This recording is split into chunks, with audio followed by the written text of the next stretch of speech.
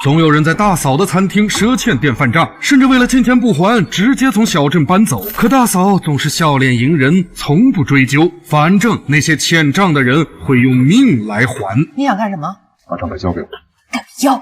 更何况大嫂根本不缺钱，因为大哥在入狱之前托他保管的一批大箱子里装满了现金、珠宝，还有枪械、军火。当然，这些都是大哥抢来的。1995年价值4400余万的财物，放到今天差不多值4个多亿。那个年代，没有人能想象到一个将要被裁撤的荒野小镇芒崖，藏着这样如此巨额的财宝。而这个饱受风沙侵袭的弃镇上，只有3名警察和1把手枪。1996年。国内才正式开始实施全面禁枪政策。电影《大风沙》的故事背景是在政策实施1年之前，那时的悍匪有多么无法无天呐！月黑风高，几辆车围住了小镇的加油站，一脸懵逼的工作人员直接被铁丝捆成粽子时，也不知道就在这天晚上，大哥北山越狱了。他越狱的方法是假称病情，服用过量药物，在押解医院途中，他的小弟们袭击警车，绑架医生后，来到芒崖加油站，医生竭尽全力救活北山，渴望悍匪们放自己一条生路时，匪徒们却毫不留情地送他上路。悍匪们抽干了加油站的油，切断了芒崖镇和外界的所有通讯方式，目的只有一个：挖掘回收埋在镇里的财宝箱子。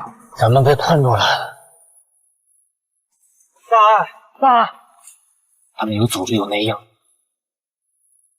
且为了拿回这笔钱，杀人军受难。小镇的 C 位民警叫夏然，他是退伍军人出身，曾参加过战争。当年他的队伍只活下来他一个人。当夏然发现镇里的通讯断了，瞬间感到大事不妙，第一时间派通信员请求增援，告诉小贩尽快赶到双子泉。镇上没车了，多力车开不了那么远，骑马骑骆驼骑羊也得去，1分钟也别耽搁。